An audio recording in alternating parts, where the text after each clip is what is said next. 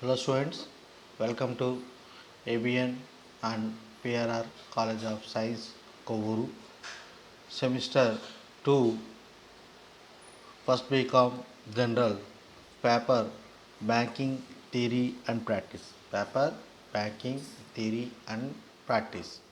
Unit 2 Banking Systems. Unit 2 Banking Systems.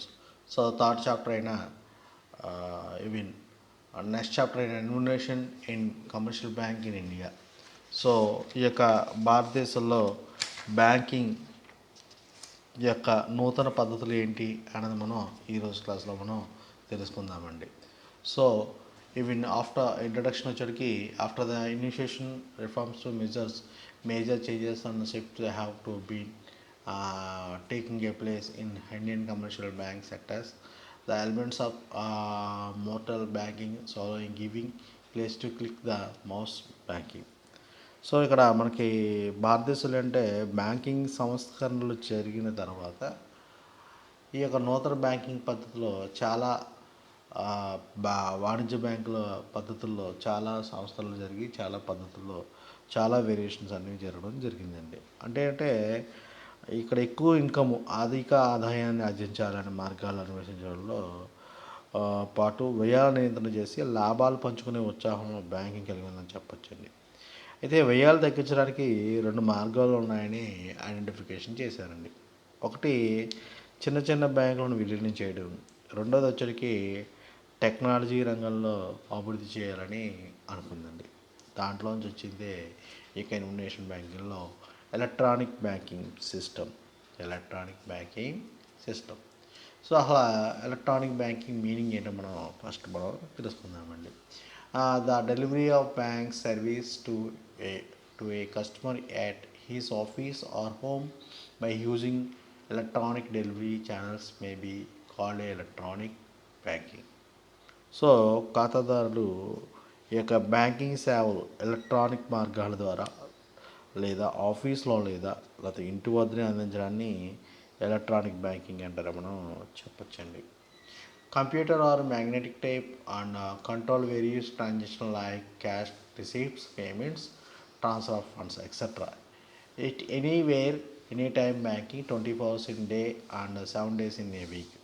So electronic banking సాంకేతిక పరిజ్ఞానాన్ని banking సేవలు అందించడం విస్తృతంగా ఉపయోగించడం వల్ల బ్యాంకింగ్ రూపురేఖలు మారిపోతాయని తెలిసింది. అంటే ఒకే భవనానికి పరిమితం ఉండే బ్యాంకులు ఆ భవనం నుండి మౌస్ నుండి క్లిక్ ఎలక్ట్రానిక్ బ్యాంకింగ్ ఉపయోగించదని చెప్పొచ్చండి. అంటే దీన్ని అన్ని వేళలా anywhere any time banking 24 hours 1 day 7 days ఆ వీక్ అంటామని చెప్పొచ్చండి. సో ఎలక్ట్రానిక్ బ్యాంకింగ్ నూతన పద్ధతిలో ద్రవ్య చెల్లింపులు ఖాతా పరీక్ష కారులు కానీ త్వరగా సమర్థవంతంగా చేయడానికి అవకాశం ఏర్పడిందని మనం చెప్పొచ్చండి. సో దీంట్లో మొట్టమొదటిగా చూసిన స్టేజ్కి computerisation. The first of the first step was introduce of computer in branches controlling office and head office of bank. In the first stage of the computerizations, spanning 5 years ending 1989, Indian banks had installed 4,706 automatic ledger posting machines, LPM అంటారు దీన్ని. A new innovation have brought to the customers much demand convenience of anywhere and any time any banking the facilities transfer to in unvisible banking. ఇక్కడ branch బ్యాంకులుని ఆఫీస్కి కంప్యూటర్లను ప్రారంభించడం, అలాగే electronic మొదటి దశ అని mini computers కానీ లెడ్జర్ పోస్టింగ్ మిషన్తో కానీ ప్రారంభించారని మనం చెప్పొచ్చండి.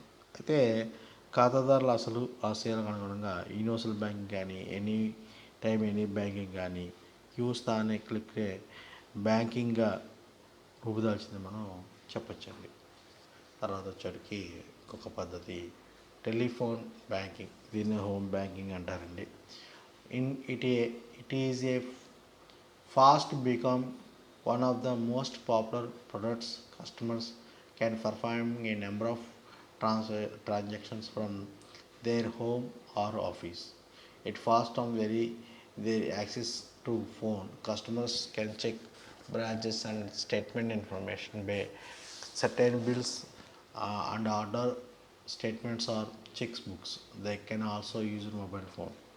సో ఇక్కడ టెలిఫోన్ బ్యాంకింగ్ అంటే ఏంటంటే టెలిఫోన్ బ్యాంక్ ద్వారా అనేక రకమైన బ్యాంకింగ్ సేవలు ఖాతాదారులు పర్యవేక్షించుకోవచ్చండి. అంటే నిల్వ సమాచారం కానీ, లేదా గడిచిన 3 వ్యవహారాల యొక్క చెక్ యొక్క స్టేటస్ కానీ, లేదా నిధుల బదలాయింపు కానీ, అంటే ఎలక్ట్రిసిటీ కానీ, బీమా ప్రీమియం కానీ, ఇలాంటి చెల్లింపులన్నీ కూడా పొందవచ్చండి. అయితే మొబైల్ ఫోన్ ద్వారా ఖాతాదారుని ఖాతాను జమలు ఖాతాకు తెరపగలరు. బ్యాంక్ యొక్క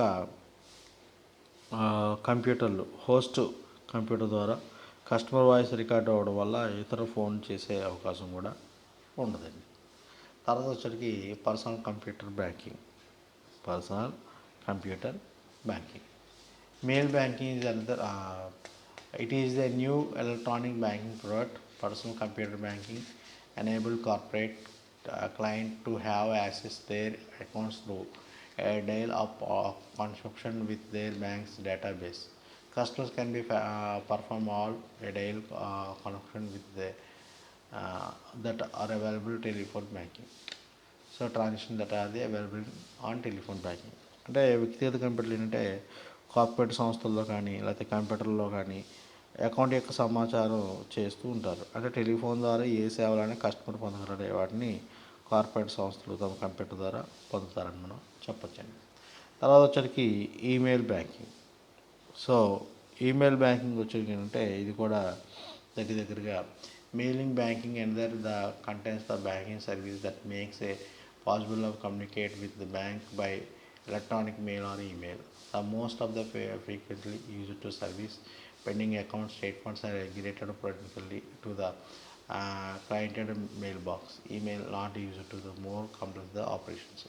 సో అంటే మనం ఏదైనా ఖాతా ఓపెన్ చేసినప్పుడు ఖాతా బ్యాంక్కి సంబంధించి మన మెయిల్ అడ్రస్ ఇస్తే మన మెయిల్కి సంబంధించిన మన అకౌంట్కి సంబంధించిన డేటా ఏమన్నా పంపించమన్నప్పుడు వాళ్ళకి మెయిల్ ద్వారా ఎవ్రీ వీక్లీ కానీ లేకపోతే ఎవ్రీ మంత్లీ కానీ ఆ డేటా అన్నది స్టేట్మెంట్ అన్నది కానీ ఏమైనా రిపోర్ట్స్ కానీ పంపించబట్టే మన మెయిల్కి ఫార్వర్డ్ చేస్తూ ఉంటారండి. అలాగే నెక్స్ట్ వచ్చరికి network banking or online banking. So internet లేదా customers are provided to access banks via internet banks constantly so funds determine connect to the controlling office of the hand with the business centers on the others. So ఇక్కడ electronic బ్యాంక్కి మార్గం క్లుప్తంగా చెప్పడం ఖాతాదారులు వ్యక్తిగత computer bank website అనుసంధానం చేయడం ద్వారా వివిధ సేవలను పొందడం. అలాగే కాల్ సెంటర్లో ఉండే టెలిఫోన్ ఆపరేటర్ లాంటి వ్యక్తులు ఉండరు. అలాగే వ్యక్తులు ఎవరు బ్యాంకులో కంప్యూటర్పై పనిచేయడం ఉండదు. బ్యాంకులు కేంద్రీకృతమైన లేదా వివరాలు పొందవలసిన బ్యాంక్ వెబ్సైట్ ద్వారా వాటిని అందించడానికి వీలుంటుంది. బ్యాంకులు అందించే సేవలు ఖాతాదారు యొక్క కంప్యూటర్ స్క్రీన్పై కనబడుతూ ఉంటాయి. ఏ సేవలైనా ఎంపిక చేసుకుని పొందుటకు కావలసిన కొరకు కంప్యూటర్ ఇంటర్నెట్ ద్వారా ఆదేశించవచ్చు. ప్రతిరోజు సేవ 24 గంటలు కూడా ఈ సేవ అన్నది లభ్యమవుతుందని మనం చెప్పొచ్చండి. అలాగే తర్వాత వచ్చరికి offshore banking. So offshore banking అనేది తీరం వెంబడి బ్యాంకింగ్ అని చెప్తూ ఉంటారండి. అంటే ఇక్కడ ఆఫ్షోర్ బ్యాంకింగ్ వచ్చరికి ఏంటంటే offshore banking is a financial institutions performed by non-resident borrowing and deposits. It is a special category enter for financial services, but functions are especially regulated by host countries, including taxation and profit distribution of the banking industries. ఇక్కడ బహుళజాతీయ కంపెనీలు ప్రత్యక్ష పెట్టుబడులలో offshore banking ముఖ్య పాత్ర వస్తుందని చెప్పొచ్చండి. అయితే ఇక్కడ ఆఫ్షోర్ బ్యాంక్ అనేది ఏంటంటే తీరం దాటిని నిర్దేశిస్తుందండి. విదేశాల్లో ఏర్పాటు చేసిన కేంద్రాల్లో నాన్ రెసిడెంట్ స్వదేశంలో నివసించిన డిపాజిట్లకు రుణస్తులకు ద్రవ్య దళాలుగా పనిచేయడాన్ని ఆఫ్షోర్ బ్యాంకింగ్ అంటారు మనం సింపుల్గా చెప్పవచ్చండి. అంటే ఈ కేంద్రాలను విదేశాల్లో బ్యాంకులు ఏర్పాటు చేస్తాయి. దేశీయ విత్త మార్కెట్లో సంబంధం లేకుండా ఎట్టి దేశీయ నియంత్రణ నిబంధనలు కూడా విదేశాల్లో కేంద్రాల్లో పనిచేసే బ్యాంకింగ్ వ్యవస్థని మనం ఈ యొక్క దేశీయ పన్నుల చట్టాలు కూడా ఈ బ్యాంకు వ్యాపారానికి చేసేవారికి మినహాయింపు ఉంటుందని మనం చెప్పచ్చండి.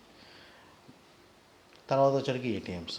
So ATM means any time automatic teller machine మనం చెప్పచ్చు ఫుల్ ఫామ్. సో ఈ యొక్క ఏటీఎంస్ వచ్చేవాడికి ఏంటంటే ఆటోమేటిక్ టెల్లర్ మిషన్స్ వచ్చేసరికి it means automatic teller machine. This machine is design to perform the most important function of the bank. అతి ముఖ్యమైన విధులు నిర్వహించే డెఫినేషన్ కింద మనం చెప్పొచ్చండి. The computerisation banking operation India has picked up to during second of the 1990s. So మొట్టమొదటిగా 1990లో మనకి ఇక ఏటీఎంస్ అని ఇంట్రొడ్యూస్ చేశారు. There new private sector have banks and foreign banks have their operation fully computerized and established their international branches at confusedly. ATMs established important places by bank in clients and important towns. The Indian Railways gave a mandate and 10 leading banks host the ATMs railway stations.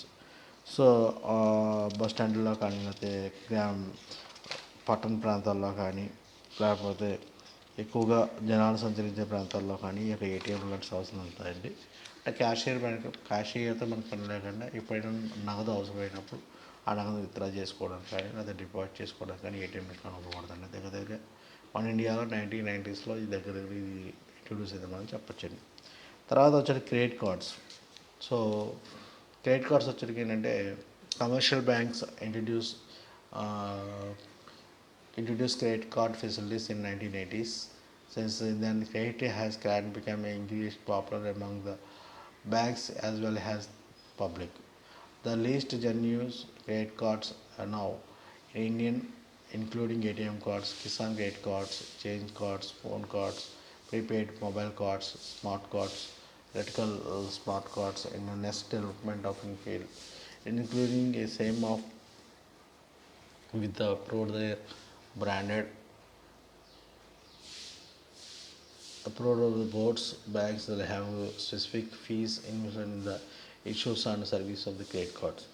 So ఇక్కడ credit card లేదా పరపతి కార్డుని నగదు వెంటనే చెల్లించాల్సిన అవసరం లేకుండా కొనుగోలు చేయడానికి ఒక నెలలోపు ఖర్చు చేయవలసిన మొత్తం ఖర్చుపై పరపతి ఉంటుందని చెప్పొచ్చు. అంటే నెలకు ఒకసారి చెల్లించవలసిన మొత్తం కొత్త భాగం చెల్లించవలసిన మొత్తంపై 30 నుండి 30% వడ్డీ వసూలు చేసే అవకాశం ఉంటుంది.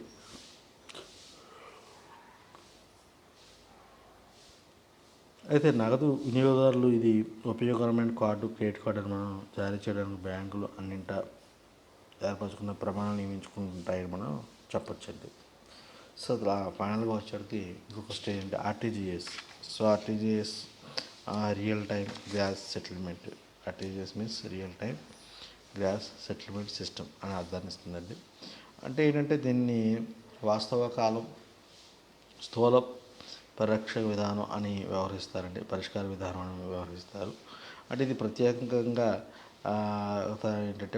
ఏంటంటే నిధుల బదిలీ విధానం. దీని ద్వారా నగదు లేదా సెక్యూరిటీలు ఒక బ్యాంకు నుండి వేరొక బ్యాంకు బదిలీ చేయబడతాయి. ఇందుకు గాను నగదు పంపిణీ చేసే కాలాలు మరియు స్థూల ప్రతిపాదనపై బదిలీ ఏర్పాటు జరుగుతుంది. వాస్తవిక కాలంలో ప్రస్తుత నగదు బదిలీ వ్యవహారం అని ఆలస్యం లేకుండా వెంటనే బదిలీ చేయని వ్యక్తి లేదా సంస్థకు నగదు పంపబడుతూ ఉంటుంది. దీన్నే రియల్ టైమ్ గ్రాస్ సెటిల్మెంట్ అని అంటారండి. Instant remuneration of the customer himself now made possible from bank to another bank. ఒక బ్యాంక్ నుంచి ఒక bank at different centres on the same day with the help of the online real time gross settlement. ఒకే రోజులో ఎవరికైతే మనం నగదు పంపించాలనుకుంటున్నామో ఆ కస్టమర్కి ఒకే డేలో పంపించడానికి ఈ యొక్క ఆర్టీజీఎస్ కానీ national electrical fund transfer NEFT కానీ మోడ్ ఆఫ్ ద చేంజెస్ వీటికి కొన్ని ఛార్జెస్ అనేవి పడుతుంటాయి. ఛార్జెస్ అనేవి మనం పే చేస్తూ ఉండాలి. సో ఇది ఇండోనేషియన్ బ్యాంకింగ్ సిస్టమ్ అన్నప్పుడు ఎలక్ట్రానిక్ బ్యాంక్ సిస్టమ్స్ అన్నప్పుడు ఈ సిస్టమ్స్ కోసం మనం ఎక్స్ప్లెయిన్ చేస్తే సరిపోతుంది. కంప్యూటరేషన్ కానీ టెలిఫోన్ బ్యాంకింగ్ కానీ పర్సనల్ కంప్యూటర్స్ బ్యాంకింగ్ కానీ ఈమెయిల్ బ్యాంకింగ్ కానీ network banking or online banking కానీ మొబైల్ బ్యాంకింగ్ కానీ ఆఫ్షోర్ బ్యాంకింగ్ కానీ ఏటీఎం కానీ క్రెడిట్ కార్డ్స్ కానీ ఆర్టీజీఎస్ కానీ వీటి కోసం మనం ఎక్స్ప్లెయిన్ చేస్తే సరిపోతుంది. Thank you students.